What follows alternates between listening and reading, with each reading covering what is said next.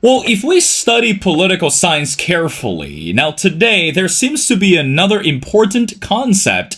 It's called patrimonialism. Now, how should we understand that? Now, some believe that the concept of patrimonialism can be interpreted as a certain figure and believe as what we called a father figure for the country, and mainly put the whole dedication or also put this political interest first as this protector. But if we look at some of the political figures around the world today, it's beyond this patrimonialism. What they care the most, it's about reputations, how they're understood and perceived within the international communities. So that's why some believe that if we study politics carefully enough, that reputation is what men and women think of. But character of the person is really what God and angels know of us. Of course, not everyone really care about this whole reputation and let alone this character. For example, Vladimir Putin. More than 2 years that we're still talking about the war in Ukraine. On one hand, people are still very anxious and regarding the result, and some believe that Putin is doomed to fail. But others are saying that it's time for Ukraine to readjust its strategy in order to win the battle. But meanwhile, at the same time, we still need to understand what is this political ideology behind Putin, and what about this human rights issue? Is it time that we bring the conversation back on the table? Well, ladies and gentlemen, it's my great honor to invite our distinguished speaker, who is the Dr. Alexander Motyl. And Dr. Motyl is a historian and a political scientist.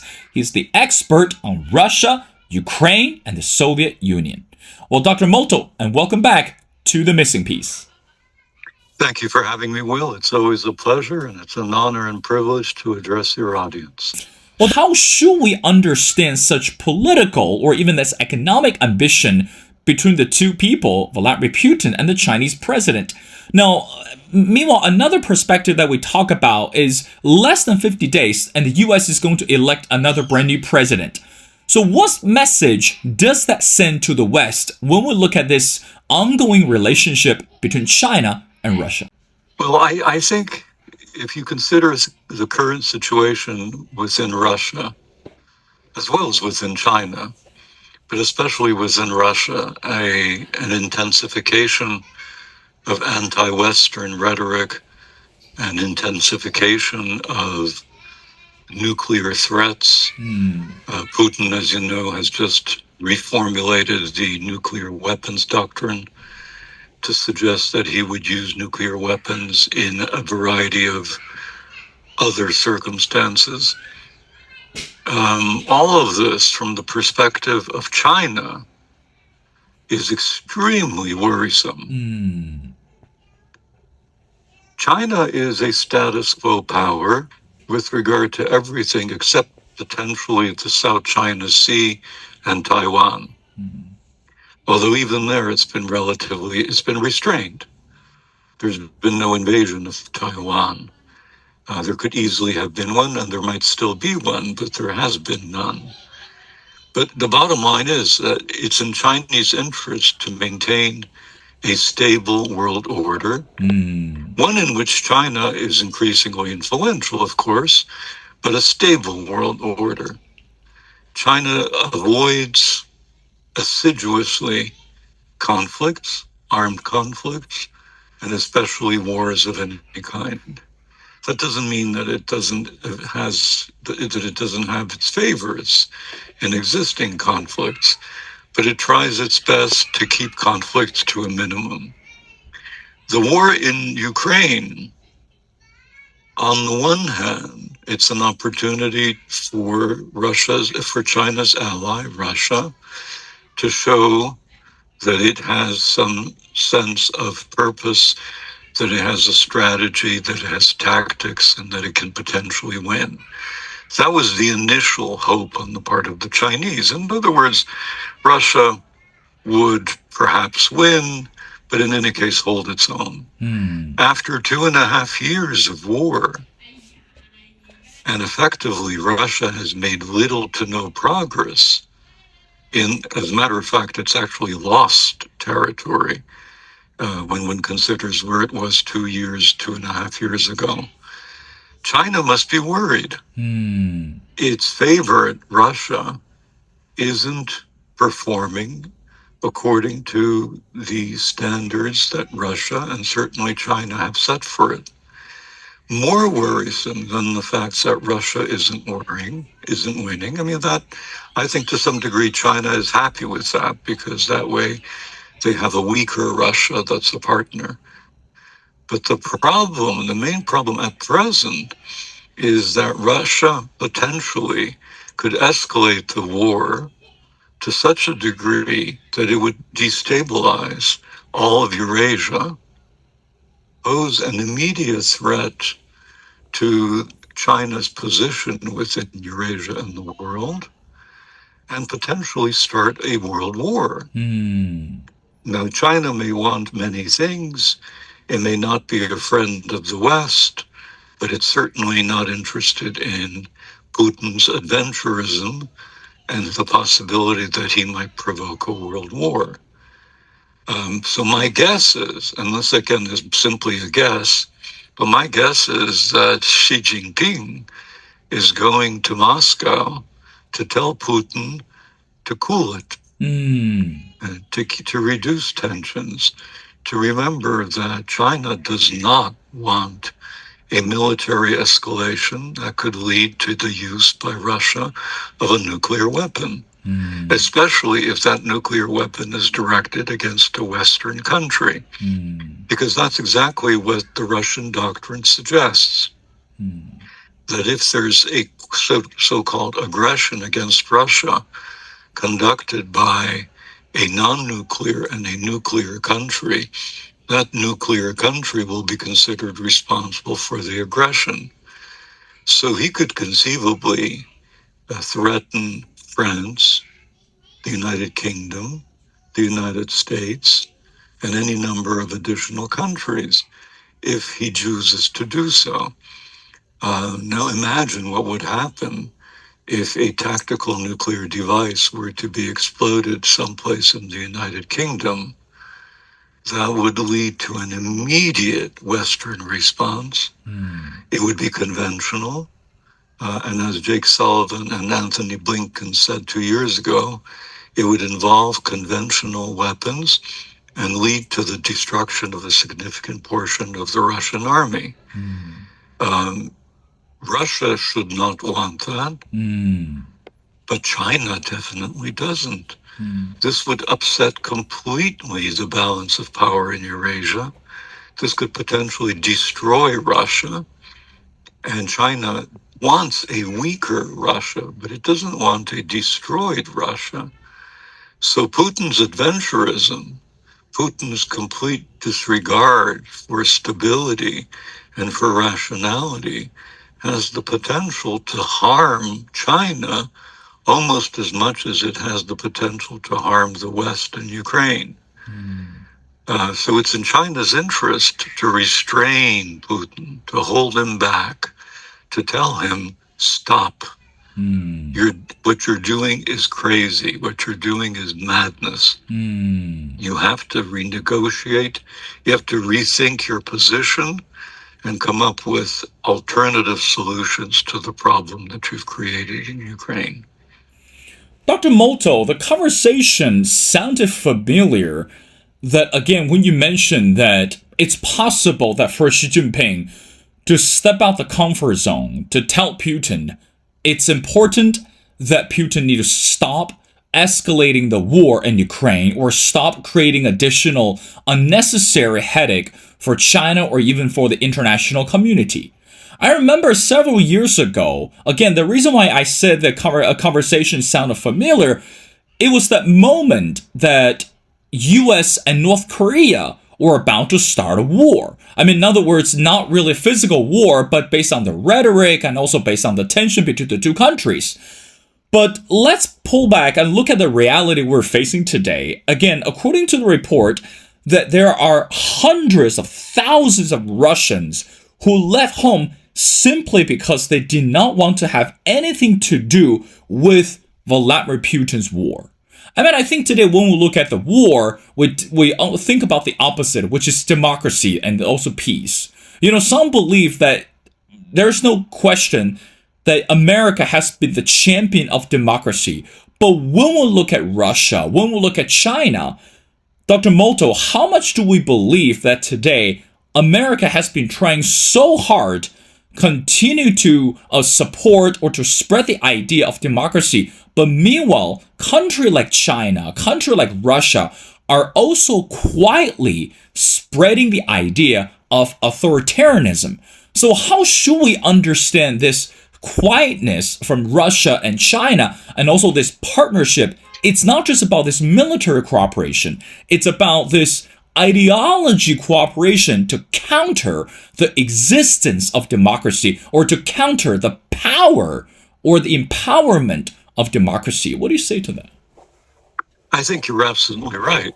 There is, in fact, an alliance of dictatorships who are concerned not just with geopolitics and military and security issues, which is what I was talking about, but which are fundamentally concerned and committed to spreading authoritarian ideas and replacing democracy and democratic values with their authoritarian, dictatorial, I would go so far as to say fascist ideas.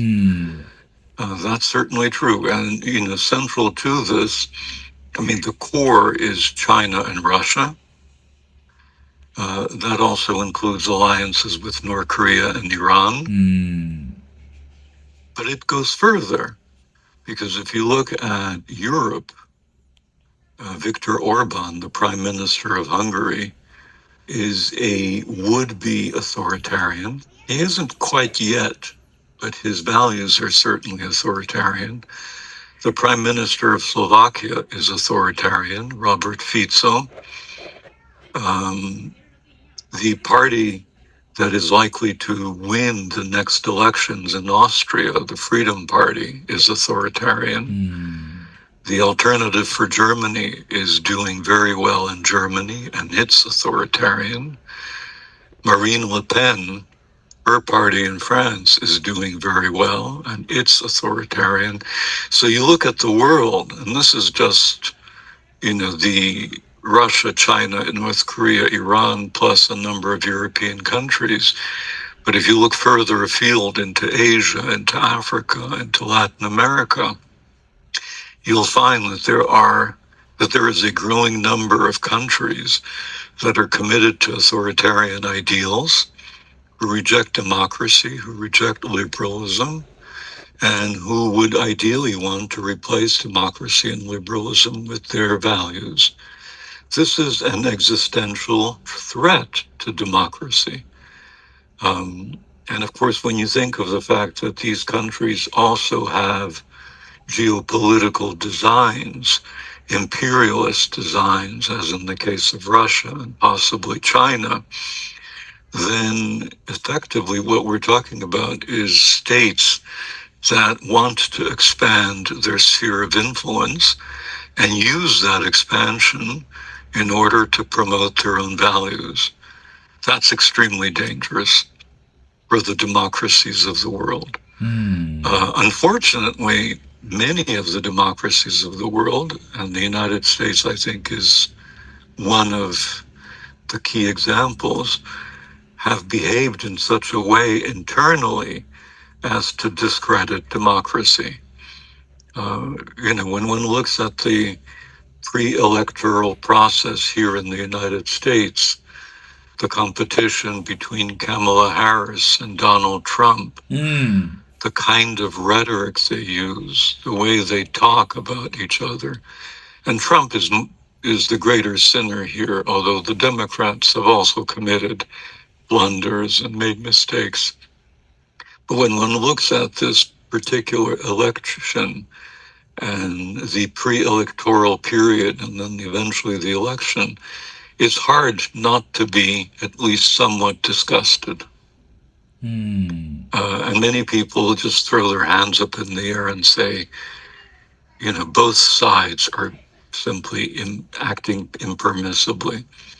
And again, I emphasize both sides, although at the same time, far more responsibility for irresponsible behavior belongs to Mr. Trump and his supporters. But it's easy to look at the United States and conclude that democracy isn't working.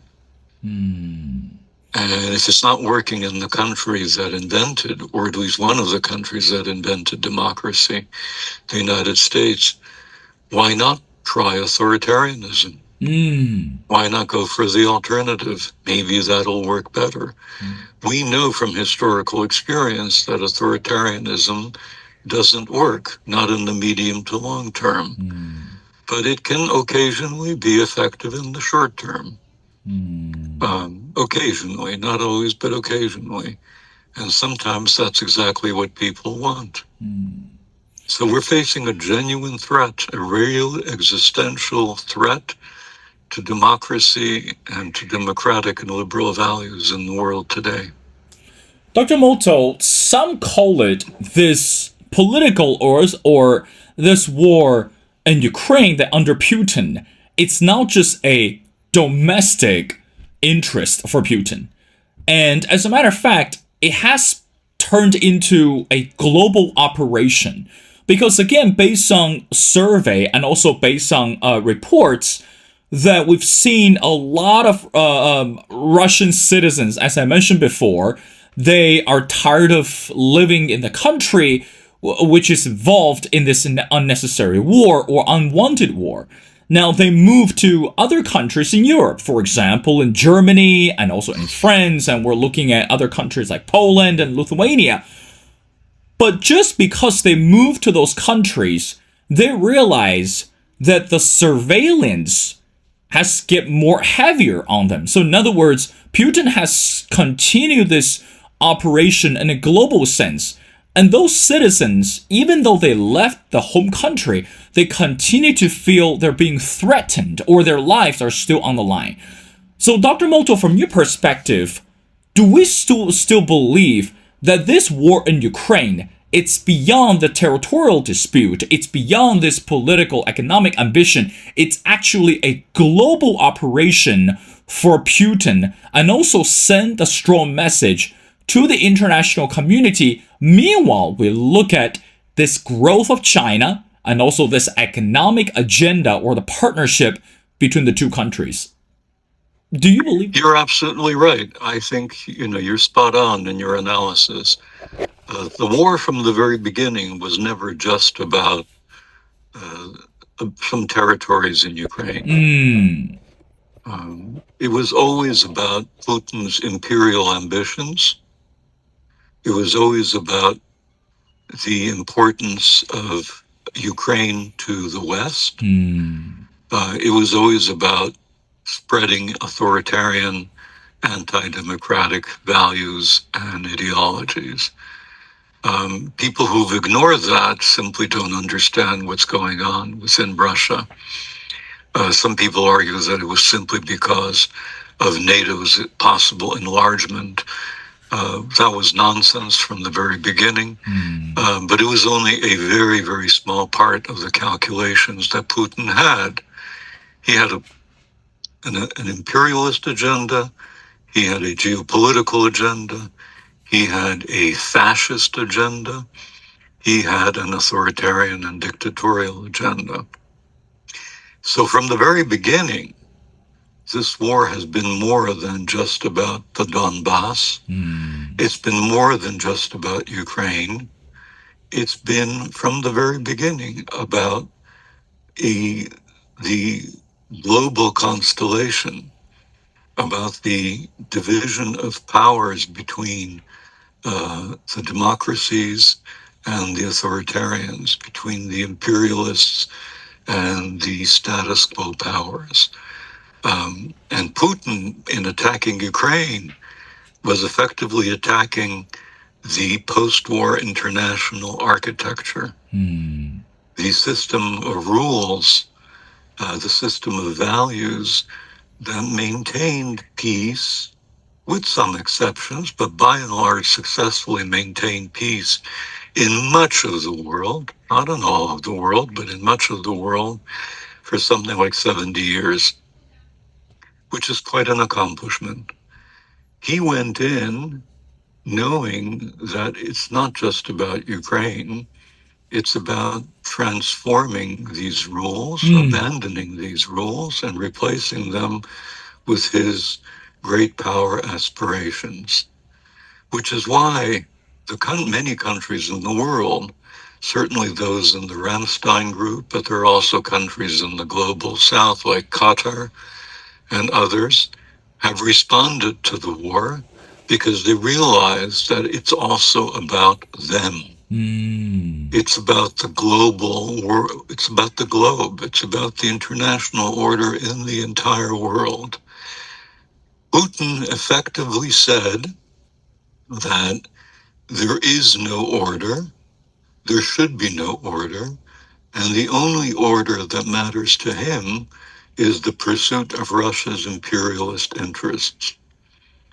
If that's going to be the way in which international relations are going to be conducted, namely your country's interests above all else, then essentially we are reverting to the 1930s and adopting Hitler's policy of Germany above all else. In that kind of world, which is anarchic, which is chaotic, and which will be dominated by large countries pursuing nothing but their own naked self-interest, wars will become business as usual. And that is the danger. And that's the problem. That's the problem that Putin has created for the entire world. If he succeeds in Ukraine, he will continue his aggression. But just as important, he will have upturned and overturned existing rules, existing values, and essentially said that it's every person for himself. And in that kind of environment, war between Pakistan, India, China, Taiwan, Israel, and everybody else in the Middle East won't simply become an occasional occurrence. It will become business as usual. Dr. Motyl, I got two more questions before letting you go. Now, let's talk about the nation of Iran. I mean, again, our conversation has been solely focusing on Russia and also China. But recently, this military links between Russia and Iran, it's also equally concerning. Like, for example, that some experts believe that when we look at this current presidential election between Harris and Trump, Iran, it's kind of waiting for a President Harris. So in other words, based on this political ideology and based on this nuclear weapon interest, some believe that Russia and also Iran are very much interested in developing more in this nuclear weapons and challenge the Harris administration, not the Trump administration, so to speak. So at this moment, Dr. Motyl, how should we understand this equal ambition when we talk about this military link between Russia and Iran? And also, do we believe that, I guess we'll put it in a simple term, is this military power has always been the priority for Iran. But again, as we look at the war in Ukraine, Russia starts to realize to say, yes, we would love to get on the game. And yes, we would love to partner with Iran. I mean, again, Iran is not a friend of US anyway. So what do you say to that? Well, clearly it's in Russia's interest to have close relations with Iran, especially since Iran is providing it with missiles. And in that sense, North Korea is providing Russia with weapons, so is Iran. So is apparently China, not so overtly, but apparently it's been providing some military assistance as well. So all of this makes geostrategic sense from the Russian point of view. But it's also indicative of Russia's extremely poor condition. If it, Russia for decades claimed to be a superpower, a global power, had the second most powerful army in the world, and now it's forced to go begging hat in hand to North Korea and Iran. That's clearly indicative of a whole series of failures within Russia itself. The problem, Russia and Iran, of course, benefits from this by getting access to technology potentially that might enable it to hasten its development of a nuclear weapon. It's presumably getting some money from this as well, which helps. Its isolation is being broken, at least to some degree, and that's important. That said, Iran is a complicated factor. The Iranians are Shia Muslims. They effectively have a revolutionary program. They support Hezbollah. They support other radical Islamist movements, not the least of which are Islamist movements within Central Asia, as well as in southern Russia. So there's a limit to how close Russia can get to Iran, precisely because, again, Iran has other interests. It's not just a great power, it happens to be a radical Shia Muslim great power. In addition to that, Iran also has its own foreign policy agenda. And in a recent speech, I think it was to the General Assembly, the new Iranian president spoke out against Russia's annexation of parts of Ukraine. Now, if Iran were a pliant ally of Russia, he would never have done this. Instead, he actually made this claim for understandable reasons. Iran is a big country, and its neighbors have some territorial pretensions toward it. So it's in his interest to keep to maintain that particular principle as well. So Iran, again, and then last but not least, if you consider the following, is it in Russia's interest for Iran to develop a nuclear weapon and actually have nuclear weapons? Well, on the one hand, that will create tensions with Israel and the United States and the Saudis, and that's good for Russia. On the other hand, a country that effectively borders or almost borders on Russia will suddenly have a nuclear weapon. Can one trust the Iranians not to use it against parts of Russia? Can one trust Islamic radicals not to try to get their hands on an Iranian nuclear weapon? All of this raises complexities. And when you consider that these kinds of activities might be transpiring within an international order that has broken down, within which the authoritarians are making inroads and the Democrats are retreating, within which war, conflict, instability become business as usual, then the fact of a nuclear-armed Iran should become very worrisome to Moscow, not just to Washington and Israel and Iran's immediate neighbors, but also to Moscow. So Putin, in establishing these relations with Iran, may be creating more trouble for himself down the line than he bargained for. Dr. Motyl, I want to wrap up our conversation by asking you the last question. Let's focus on the word sanctions. Regardless, we're talking about Russia, China, North Korea, Iran. I mean, again, those countries are no strangers to sanctions. Some believe that sanctions today don't actually work. As a matter of fact, it served the opposite of halting any threatening projects, but instead it's motivating, or should we say, air quote, encouraging those countries to challenge the status quo. And also, and meanwhile, at the same time, and I quote, the search for peace and regional stability, the oft heard aspiration of the US policy for Russia and also in the Middle East, now is still in question. So, Dr. Motyl, from your perspective, again, we're looking at Russia, looking at the war in Ukraine. How much do we understand the effectiveness of sanctions today? And again, we don't know who will be the next president after this election.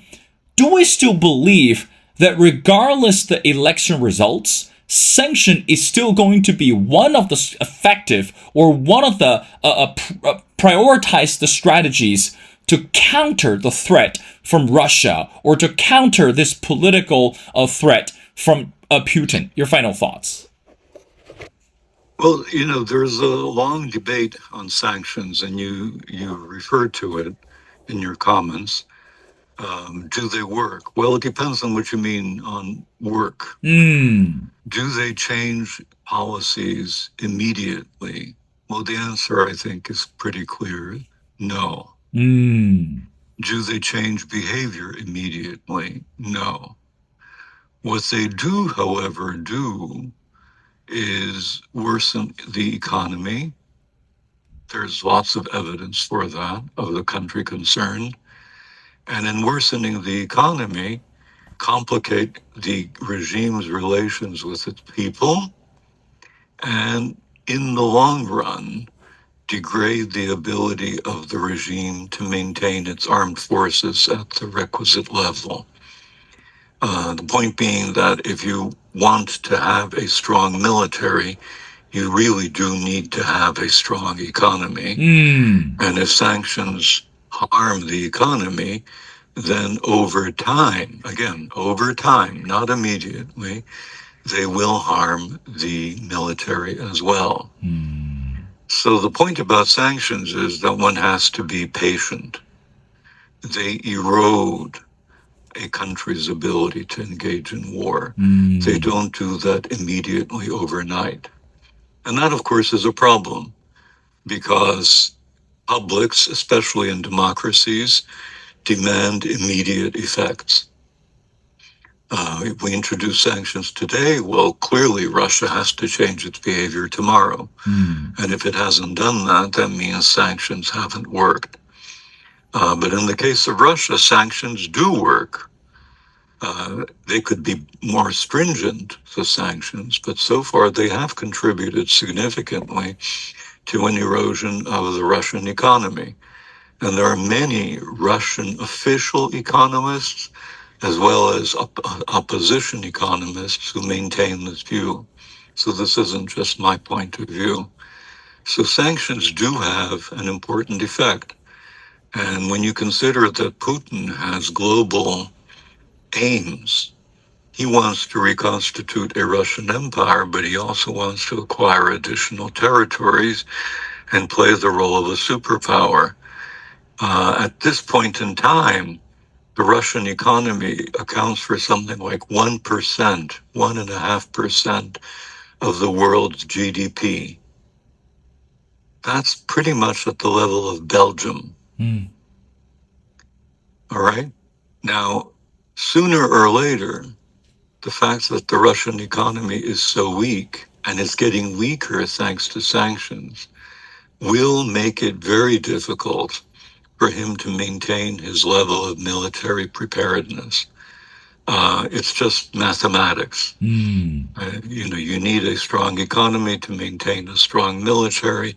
Over time, it simply doesn't work if you have a weak economy. And Russia's economy is weak and getting very much weaker.